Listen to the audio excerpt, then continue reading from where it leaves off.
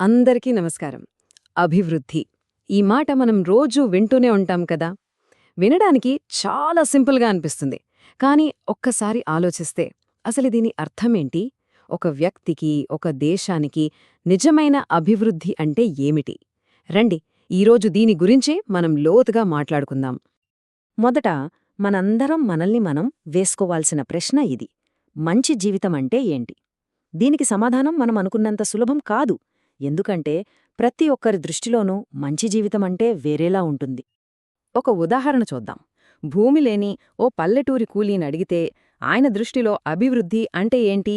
బహుశా రోజూ పని దొరకటం, మంచి కూలీ డబ్బులు రావటం, అంతే. అంతకంటే వాళ్ళకేం కావాలి? కాని అదే ఊళ్ళో ఉన్న ఓ ధనిక రైతుని అడిగితేనో కథ మొత్తం మారిపోతుంది. ఆయనకు అభివృద్ధి అంటే తన పంటలకు ఎక్కువ ధర రావాలి, అలాగే పనిచేయడానికి కూలీలు తక్కువ జీతానికే దొరకాలి. గమనించారా? ఇక్కడే అసలు సమస్య మొదలవుతుంది. ఒకరి అభివృద్ధి ఇంకొకరి అభివృద్ధికి అడ్డంకిగా మారుతోంది. ఇప్పుడు దీన్నే దేశస్థాయిలో చూద్దాం. ఒక పెద్ద పారిశ్రామికవేత్త దృష్టిలో అభివృద్ధి అంటే ఫ్యాక్టరీలకు 24 గంటలు కరెంటుండాలి. మరి ఆ కరెంటు కోసం మరిన్ని డ్యాంలు కట్టాలి. దేశం ముందుకు వెళ్లాలంటే ఇది తప్పనిసరి అని వాళ్ల వాదన. కాని ఆ డ్యాం కట్టే ప్రాంతంలో ఉంటున్న గిరిజనుల మాటేంటి? వాళ్లకా డ్యాం ఒక ప్రళయంలాంటిది. వాళ్ల భూములు, వాళ్ల ఊళ్ళు అన్నీ నీటిలో మునిగిపోతాయి. కాబట్టి ఒకరి దృష్టిలో అభివృద్ధి అనేది ఇంకొకరికి వినాశనం కూడా కావచ్చు. ఇది చాలా ముఖ్యమైన పాయింట్. కాబట్టి ఈరోజు మన చర్చలో మనం ఈ 5 ముఖ్యమైన అంశాల గురించి మాట్లాడుకుందాం. అసలు అభివృద్ధి అంటే ఏంటి? సగటులతో ఉన్న సమస్య ఏంటి? డబ్బుకు మించి చూడాల్సినవేమున్నాయి? నిజంగా దేన్ని కొలవాలి? భవిష్యత్తు కోసం అభివృద్ధి ఎలా ఉండాలి? సాధారణంగా అభివృద్ధిని ఎలా కొలుస్తారు అని అడిగితే వెంకనే వచ్చే సమాధానం డబ్బు, అంటే ఆదాయం. కాని కేవలం ఆ ఒక్క అంకెతోనే దేశ భవిష్యత్తును చెప్పేయొచ్చా? దాని వెనుకున్న లోపాలేంటో ఇప్పుడు చూద్దాం. ప్రపంచ బ్యాంకు లాంటి పెద్ద సంస్థలు దేశాలను వర్గీకరించడానికి తలసరి ఆదాయం లేదా పర్ క్యాపిటా ఇన్కమ్ అనేదాన్ని వాడతాయి. ఏంటంటే దేశం మొత్తం ఆదాయాన్ని ఆ దేశ జనాభాతో భాగిస్తే వచ్చే సగటు. వినడానికి బాగానే ఉంది కదా, కానీ అసలు సమస్య ఇక్కడే మొదలవుతోంది. ఈ సమస్యను అర్థం చేసుకోవటానికి ఒక చిన్న ఉదాహరణ చూద్దాం. ఇక్కడ 2 దేశాలున్నాయి, దేశం ఏ మరియు దేశం బి. ఆసక్తికరమైన విషయమేంటంటే రెండింటి సగటు ఆదాయం సరిగ్గా 10,000. కానీ ఈ రెండింటిలో ఏ దేశంలో జీవించడం మేలు? ఒక్కసారి ఆలోచించండి. దేశం ఏలో చూస్తే సంపద దాదాపు అందరికీ సమానంగా పంచబడింది. ఎవరూ మరీ పేదవాళ్లు కాదు, మరీ ధనవంతులు కాదు. కాని దేశం బిలో చాలామంది చాలా పేదవాళ్లు, కాని ఒక్క వ్యక్తి మాత్రం అత్యంత ధనవంతుడు. సగటు ఆదాయం ఒకటే అయినా ఈ 2 దేశాల్లోని ప్రజల జీవితాల్లో ఎంత తేడా ఉంటుందో కదా. అందుకే సగటు అనేది అసమానతలను దాచిపెడుతుంది. సరే, ఇప్పుడు డబ్బుకు మించి చూద్దాం. కేవలం ఆదాయం మాత్రమే అభివృద్ధికి కొలమానం కాదనేదానికి మన దేశంలోనే ఓ అద్భుతమైన ఉదాహరణ ఉంది. 2 భారతీయ రాష్ట్రాల మధ్య ఉన్న ఆశ్చర్యకరమైన కథేంటో చూద్దాం.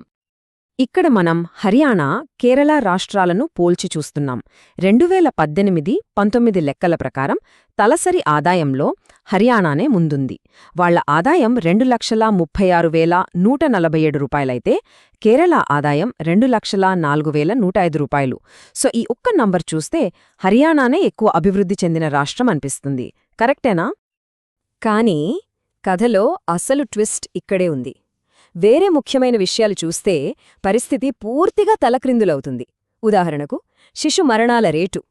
కేరళలో ప్రతి 1000 మంది పిల్లల్లో కేవలం 7 మాత్రమే చనిపోతుంటే హర్యానాలో ఆ సంఖ్య 30.